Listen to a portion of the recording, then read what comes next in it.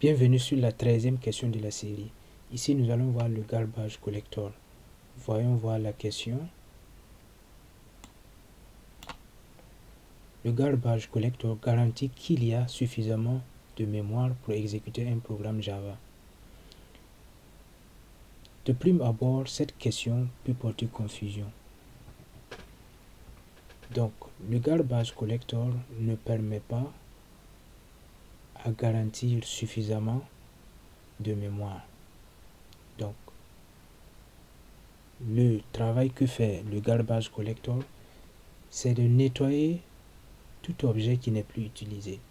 S'il y a une instance qui n'est plus référencée dans la mémoire, cette instance est supprimée directement par le garbage collector. Donc, je vais prendre l'exemple ici. Donc, mon cas, ça concerne les jeux vidéo. Moi, j'ai acheté Call of Duty, la dernière version. Et lors du lancement,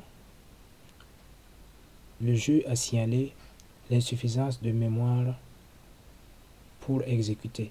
Donc, la mémoire peut être utilisée pour le graphisme ou bien tout simplement pour des calculs.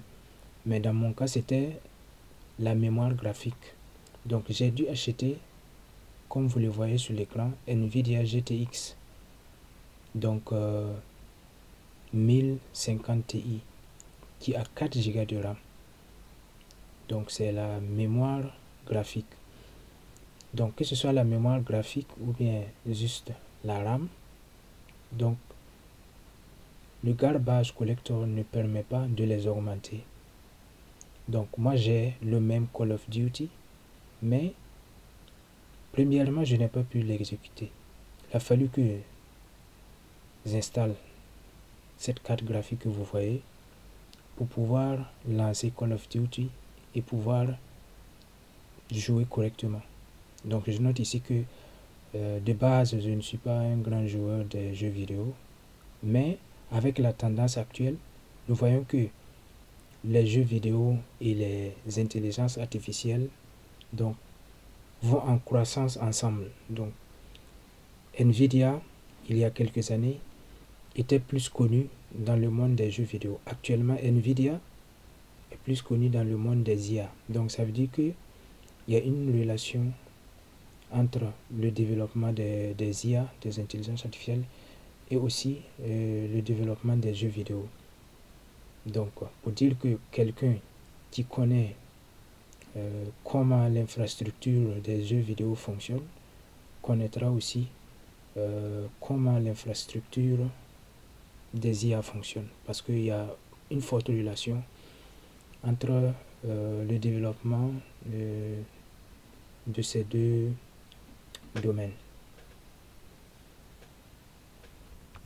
Donc, et cette relation se fait voir surtout côté matériel. Donc, nous pouvons voir que les mêmes entreprises qui développent des infrastructures adaptées à des jeux vidéo, ce sont les mêmes entreprises qui développent des infrastructures adaptées à l'intelligence artificielle.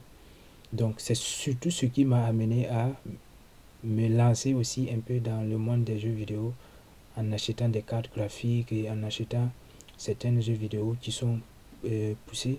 Donc, certains jeux vidéo qui sont poussés comme les FIFA dernière version, qui sont beaucoup plus réalistes. Donc, et même Call of Duty, c'est beaucoup plus, c'est comme des films en fait. Donc, et ça utilise beaucoup de calculs. Donc, il y a beaucoup de calculs qui sont en arrière-plan. Et c'est pareil pour les intelligences artificielles. Ça utilise beaucoup de calculs pour calculer l'espace, donc calculer les images que nous voyons. Donc, c'est ce qui m'a poussé à me lancer dans ce domaine. Donc, pour ensuite certainement me lancer dans le domaine des IA. Donc, et donc, la réponse à la question est que le garbage collector permet simplement de nettoyer les instances d'objets qui ne sont plus utilisés. Par contre, on ne permet pas, n'assure pas forcément qu'il y ait suffisamment de mémoire pour exécuter un programme. Donc, si le programme n'arrive pas à s'exécuter correctement, dû à l'insuffisance de mémoire, donc ce n'est pas parce que le garbage collector n'existe pas, c'est parce que il faut augmenter la RAM. Ainsi s'achève la vidéo. Nous nous retrouvons sur la prochaine question.